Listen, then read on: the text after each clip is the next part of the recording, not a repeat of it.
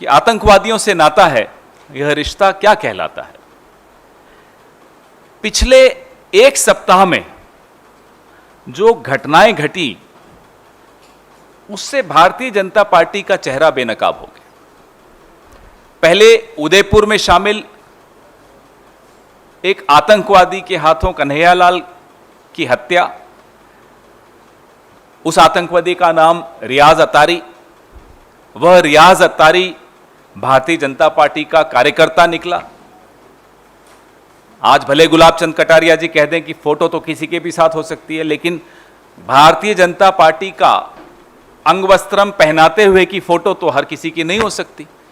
आपने देखी होगी वो तस्वीर वायरल हो रही है जिसमें रियाज अतारी को उदयपुर जिलाध्यक्ष भारतीय जनता पार्टी के नवंबर 2019 में सदस्यता दे रहे हैं और पीछे बैकड्रॉप में पंडित दीनदयाल उपाध्याय जी मुस्कुरा रहे थे। आप सबने देखा होगा।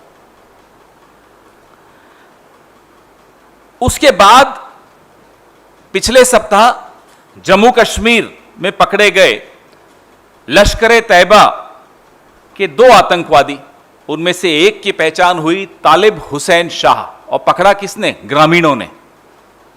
तालिब हुसैन शाह वो तो बीजेपी के पदाधिकारी निकले, ऑफिस बेरर ऑफ बीजेपी तालिब अहमद शाह। जब यह पकड़ा गया तब यह पवित्र अमरनाथ यात्रा पर हमले की योजना बना रहा था, श्रद्धालुओं पर हमले की योजना बना रहा था। पदाधिकारी, आपको विनीत जी आपके ग्रुप में वो अपॉइंटमेंट लेटर भी डालेंगे। 2022 मई का वो अपॉइंटमेंट लेटर है जिसमें तालिब हुसैन शाह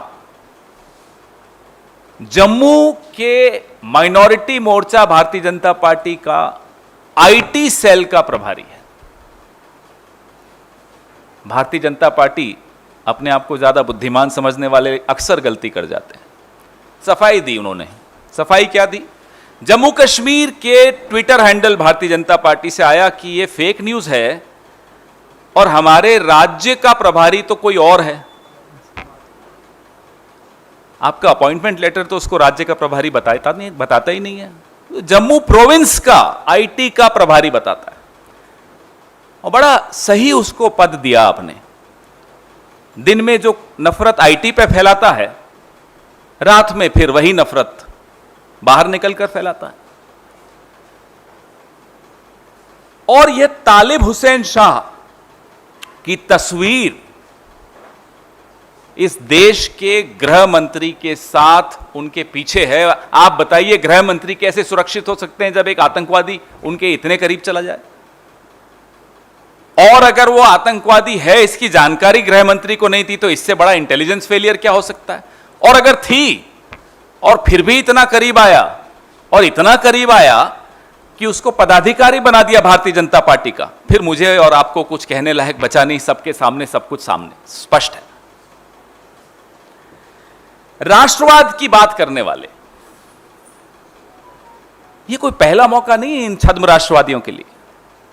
यह जो भाजपाई आतंक का पंचनामा मैं आपके सामने रख रहा हूं, पंचनामा किसी कारण से कह रहा हूं क्योंकि 5 उदाहरण मैं आपको दे रहा हूं, 2 दे चुका हूं, 3 और उदाहरण देता हूं।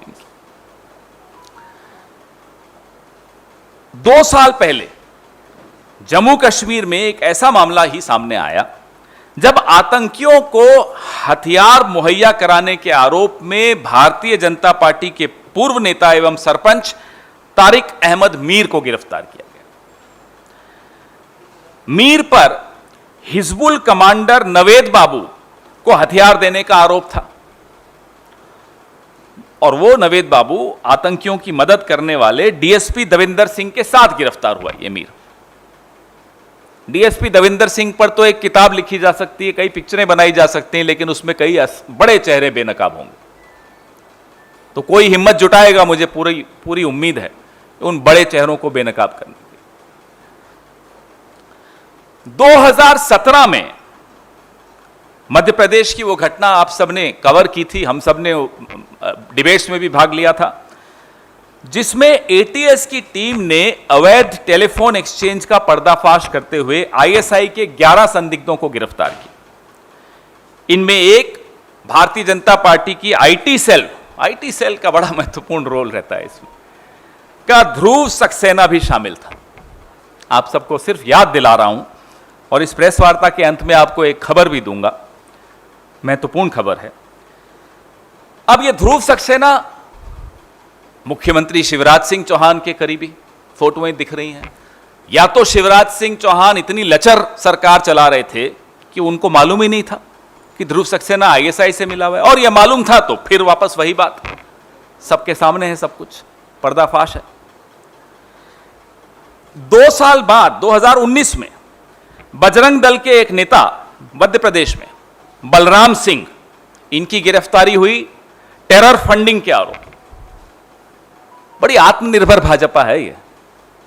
आईटी सेल वाले टेररिस्ट भी हैं, टेरर फंडिंग भी खुद ही करते हैं।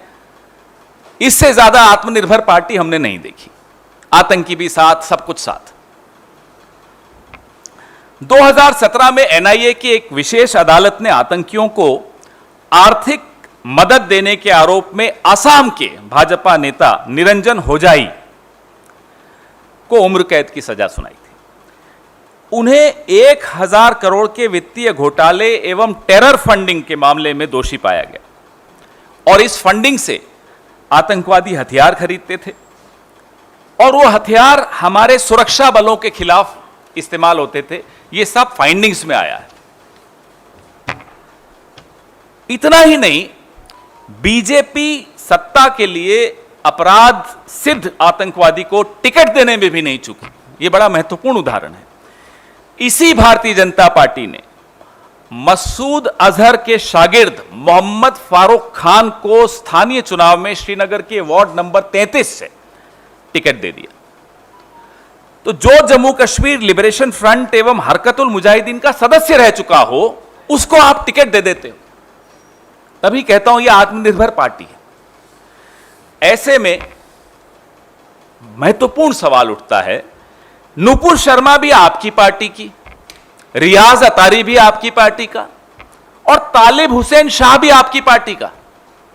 कितने फ्रिंज लोग पाल रखे हैं आपने खुद को मेन स्ट्रीम में रखने के लिए? जरा इसका भी जवाब दीजिए हमें।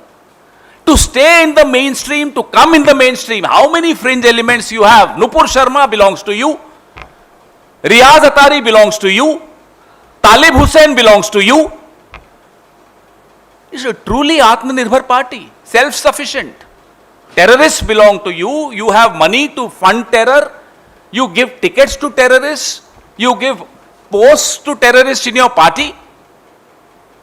इस देश में क्या माहौल बना रखा है आपने, और क्या माहौल बनाना चाहते हैं आप? तभी मैं बार बार दोहराता हूं कि जिसको आज आप फ्रिंज कहते हो, कल आप उसको मेन स्ट्रीम बनाओगे, क्योंकि कल आप फ्रिंज थे, आज आप मेन स्ट्रीम हो। याद करिए मैजिस्ट्रेट तमांग की रिपोर्ट। आपको थोड़ा होमवर्क दे रहा हूं, क्योंकि मैं भी होमवर्क करता हूं, तो मुझे लगता है आप भी करते होंगे। मुझे पूरी उम्मीद है मुझसे ज्यादा होमवर्क आप करते हैं। लेकिन मैजिस्ट्रेट तमांग की रिपोर्ट जरूर आप पढ़िएगा। आपको मालूम पड़ जाएगा कि जो आज मेन स्ट्रीम है वो what were they doing yesterday, वो कल क्या कर रहे थे। मीडिया के माध्यम से हम देश के लोगों से अपील करना चाहते हैं, भाजपा के इस खोखले, ढोंगी, छद्म राष्ट्रवाद को पहचानिए। राष्ट्रवाद की आड़ में यह देश को खोखला कर रहे हैं और एक बड़ा घिनौना खेल खेल रहे हैं। हम आज भी प्रतीक्षा कर रहे हैं। We are still waiting. Will the prime minister open his mouth? Will the home minister come out and give a clarification to the country? What were these terrorists doing in the BJP? What were you doing with those terrorists in the BJP? Thank you. अब मैं आपके सवाल शुरू हों उससे पहले एक पत्र जो हमारे राजस्थान प्रदेश कांग्रेस कमेटी के अध्यक्ष गोविंद सिंह डोटासरा जी ने एनआईए के प्रमुख को लिखा है, वो जारी कर रहा हूं। उसमें उन्होंने मांग की है कि जो रियाज अतारी का भारतीय जनता पार्टी की सदस्यता की चित्र और डिटेल्स और फेसबुक पोस्ट उनके साथियों की सामने आई हैं, ये नए तथ्य उजागर हुए हैं, इसकी भी गहन जांच की जाए। Our PCC President of Rajasthan, Mr. Govind Singh Dotasra, has written to the NIA chief, drawing his attention to the new facts that have emerged, wherein the terrorist called Riaz Atari has been clearly found as a member of the Bharatiya Janata Party